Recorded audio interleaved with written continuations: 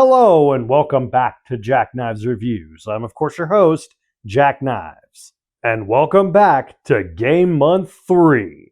Get over here!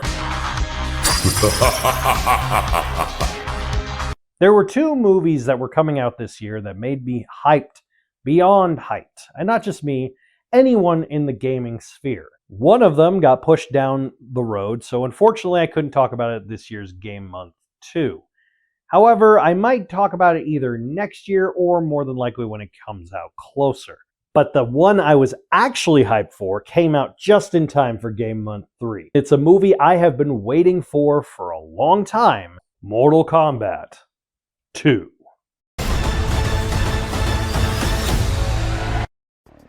The champions of Earthrealm, along with B actor Johnny Cage, are forced to battle each other, as well as attempt to stop the evil Shao Kahn, who wants to destroy Earthrealm, so only Outworld remains for him to rule over. When the first Mortal Kombat movie came out, a lot of people, myself included, kind of didn't know how to take it. It didn't really feel like a Mortal Kombat movie.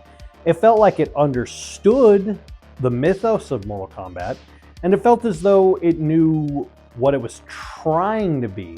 But for one reason or another, they wanted to push this whole bleeding into our world thing.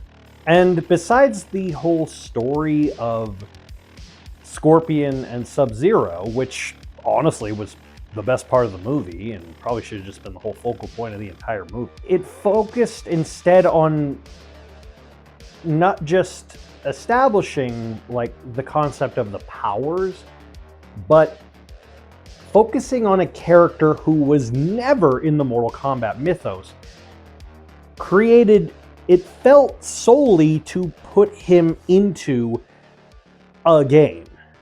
And a lot of people felt cheated in that way. It was quite literally the character basically being a fish out of water in a situation he shouldn't be, and not understanding the world in which he's being forced into. And we are supposed to connect with him. And everyone leaving the theater, seeing the movie, said the same thing. You basically just turned this new, boring, bland guy, Cole, into Johnny Cage, but you sucked out all the charisma and charm and fun. Based off of the last movie, I had mild to low expectations, but as the movie got closer and the more I read into it, the more I saw about it, the more behind the scenes I saw about it, the change of direction focusing primarily and mostly, almost completely, on the mythos of the actual games, which is what it should have been, I was hyped, but hesitant. But I can honestly say, not only is Mortal Kombat 2 superior to the Mortal Kombat prequel, but it is superior to every Mortal Kombat adaptation. It is legitimately the perfect game to movie adaptation of Mortal Kombat. I freaking loved this movie. In fact, I would say outside of the subplot of Sub-Zero and Scorpion, you really don't even need to see the first movie to see this movie. Because I barely remembered the first movie watching it, and I freaking loved this movie. They introduced new primary villains, characters, and world, and finally getting to see Outworld, and it feels similar but off, which is how I felt Outworld should be. It should feel like it's not quite our world, but it could have been, but it was tarnished. In the previous movies, it felt too dark, I guess. There were 3 new characters that were introduced into this movie who I absolutely think they did a perfect job on. The first was Adeline Rudolph as Kitana. She really did an amazing Kitana.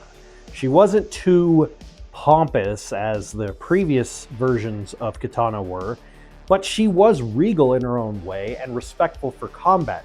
but she was also intelligent, which is the main primary thing that I think a lot of adaptations of Kitana don't do right. They focus more on, well, she's a princess, so she doesn't have to think. And I'm like, no, you're confusing her with Princess Peach. Kitana is a very, very intelligent woman who was literally raised through combat. Getting this kind of a Kitana in this movie was not something I expected, but something I was extremely grateful for, because she really did carry a huge chunk of the serious actions of the movie. You saw a lot of her pain. She was almost the main character in the movie, to be honest, which is only as good as their villain. And Martin Ford was an amazing Shao Kahn. Having to act behind a mask is something that a lot of actors can either make or break. Martin Ford did an amazing Shao Kahn. He kept the mask on almost the entirety of the movie, but his presence, his body movement, it's something I akin to Kane Hodder when he performed Jason. Jason is a character who doesn't talk, but his body movements do his talking for him. Kane Hodder's Jason stands out above everyone else's because he does mannerisms that aren't similar to any other Jason. Martin Ford kind of did that similarly with Shao Kahn. He did this kind of body structure movement where you just kind of not deep breathe, but just kind of stand there with this kind of, yeah, that's what's going to happen. But the one who stole the show, without a doubt, is the person who a lot of us wanted to see in the first movie and is finally given his dues in this movie. Proper justice. Johnny Cage, played by Karl Urban. I have made no qualms to the fact that I love Karl Urban. I loved him in Star Trek. I love him as Billy Butcher. I loved him as Dredd. And my God, was he the perfect Johnny Cage. Giving this balance of washed up actor, yet strong, badass, and cocky, but not overly cocky.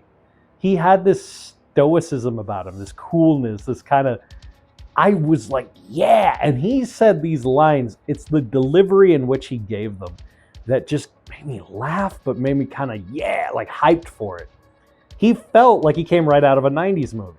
And it was just genius to see his performance. I freaking loved his performance as Johnny Cage. He was better than any version of Johnny Cage I've ever seen on screen. Flat out. Even the 95 movie.